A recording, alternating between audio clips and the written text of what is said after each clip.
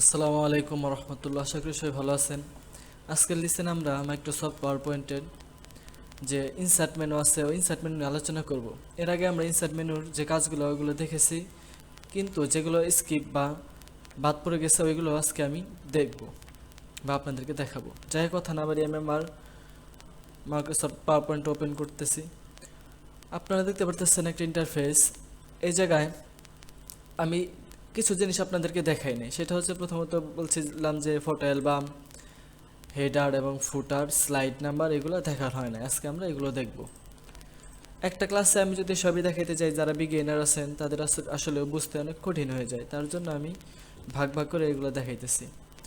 দেখেন photo album, ইমাজ যে এই যে পার্ট আছে, ইমাজ পার্টে আছে হচ্ছে ফটো অ্যালবাম। ফটো অ্যালবামটা কি? আপনার ধরেন অনেকগুলো ফটো আছে, এটা যদি আপনি অ্যালবাম আকারে পাওয়ার পয়েন্টে সুন্দরভাবে গুছিয়ে একটার পর একটা আনতে চান, সুন্দর করে ভিডিও আকারে কনভার্ট করতে চান, এগুলো করতে পারবেন। আমি যদি আপনাকে হাতে কলমে দেখাই তাহলে আর ভালো করে বুঝতে পারবেন। যাই হোক, কথা না বাড়ি আমি আর কাজগুলো শুরু করতেছি। প্রথমে আপনি যে কাজটা করবেন সেটা হচ্ছে এই জায়গায় যাবেন, নিচে ক্লিক করার পর নিউ ফটো অ্যালবামে এই জায়গায় ক্লিক করবেন। ক্লিক করার পর আপনাকে এরকম একটা বক্স দেখাবে। বক্স দেখানোর পর আপনি যাবেন হচ্ছে ফাইল ডিস্ক, ক্লিক করবেন। ক্লিক করার পর আপনার যে জায়গায় যে ফোল্ডারে হচ্ছে ফটো আছে ওই জায়গায় যাবেন। আমি ডেস্কটপে যাব, ডেস্কটপে যাওয়ার পিক পারে গেলাম, এটার মধ্যে আমার পিকগুলো আছে। পিক পারে যাওয়ার পর আমার যে ছবিগুলো আছে আমি যদি চাই একটা একটা করে আনতে পারবো, অথবা সবগুলো একত্রে আনতে পারবো। যদি একটা একটা করে কীভাবে আনি, একটা সিলেক্ট করলাম, ইনসার্টে দিলে আসবে। দেখেন ইনসার্টে দিলাম, আবার ক্রিয়েটে ক্লিক করলাম, আসলো একটা আসলো। আমি যদি দেখেন অনেকগুলো আনতে চাই, ওই অবস্থায় কী করবো, আমি নিউ ফটো অ্যালবামে যাব, যাওয়ার পর ফাইল ডিস্কে যাব, যাওয়ার পর আমি এভাবে কন্ট্রোল চাপ দিয়ে সবটি সিলেক্ট করব। দেখেন কন্ট্রোল চাপ দিয়ে সবটি সিলেক্ট করব। করার পর আমি যদি ইনসার্টে চাপ দেই, দেখেন এরকম আসবে। আসার পর এই জায়গায় কিছু কাজ আছে। এই জায়গার কাজগুলো কি দেখেন, ফাইল টু স্লাইড, এটা ফিট টু স্লাইড। এই ফিট টু স্লাইডে আপনি কিভাবে এই স্লাইডগুলো রাখবেন, পিকচারটা কিভাবে রাখবেন। দেখেন এই যে জায়গায় প্রিভিউ দেখাবে 1 পিকচার এরকম হবে, 2 পিকচার এরকম হবে, এবং ফিট দিলে একদম কোনো ফাঁকা থাকবে না। দেখেন আমি যদি ফিটে দিই এরকম, এবং 1 পিকচার দিলে দেখেন চারপাশে একটু ফাঁকা থাকবে। এই যে সাদা বর্ডারটা যে আছে স্লাইডটা একটু বের হয়ে যাবে, এবং ফিটে দিলে একদম পুরোটাই ঢেকে যাবে। আমি চাইলে একটা রাখতে পারি, ফিট রাখতে পারি, অথবা একটা স্লাইডের ভিতরে 4টা ছবি রাখতে পারবো বা পিকচার। 1 পিকচার উইথ টাইটেল, আমি এটাতে ক্লিক করলে 1 পিকচার উইথ টাইটেল, আপনি পিকচার দেওয়ার পর টাইটেল দিতে পারবো। আমি একটা একটা করে দেখাই। প্রথমে ফিট টু স্লাইডে যদি ক্লিক করে ক্রিয়েট করলাম, দেখেন ক্রিয়েট করার পর এরকম হলো। এই দেখেন আমার যে হচ্ছে স্লাইডের বাইরের অংশ কিছু দেখা যাচ্ছে। কন্ট্রোল জেড দিয়ে ব্যাকে গেলাম, দেখেন আমি যদি ব্যাকে যাই, এটা কেটে দিই, আবার ডন্ট সেভ, কেটে দেওয়ার পর ফটো অ্যালবামে যাই, নিউ ফটো অ্যালবামে একটা করে দেখাই। হ্যাঁ, তাহলে ভালো হবে। আমি এটা নিলাম, ইনসার্ট। এই জায়গায় ফিট টু স্লাইডে যদি দিই, দেখেন এরকম হয়। ফিট টু স্লাইডে দিলাম, দেখেন ফিট টু স্লাইডে দিলে যেরকম হয়েছে। আমি যদি আবার ইনসার্টে যাই, যাওয়ার পর photo album, new photo album, যাওয়ার পর ফাইল ডেস্ক, যাওয়ার পর এই জায়গা থেকে ধরেন অনেকগুলো আনলাম, আনার পর ইনসার্টে ক্লিক করলাম, করার পর 1 পিকচারে দিলে দেখেন এরকম ফাঁকা থাকবে। আপনারা এগুলো একটু দেখে নেবেন। আসলে সবটি যদি একটা একটা করে দেখাতে যায় অনেক সময় কষ্ট হয়ে যাবে। একটা একটা করে আপনারা দেখে নেবেন, যেভাবে ভালো হয় এভাবে আপনার কাজগুলো করবেন। নিচের এটা হচ্ছে পিকচার লেআউট, পিকচারটা কোন লেআউটে রাখবেন। তারপরে আসে হচ্ছে ফ্রেম শেপ, আপনার যে পিকচারগুলো থাকবে না ওইটা শেপ দিতে পারবেন। দেখেন এই যে রাউন্ডেড, এই দেখেন পিকচারটা রাউন্ডেড হয়ে যাবে। সিম্পল ফ্রেম দেখেন এরকম সাদা হয়ে যাবে, পিকচারও থাকবে, সাদা বর্ডার থাকবে। এরপরে হচ্ছে simple frame, black, compound frame, এগুলো আপনি একটু দেখে নেবেন। আমি যদি এটা দেই সিম্পল ফ্রেম হোয়াইট ক্রিয়েট, দেখেন এই যে ফ্রেম সাদা একটা ফ্রেম হয়ে গেছে। আপনি এটা আবার ডিজাইন করতে পারবেন।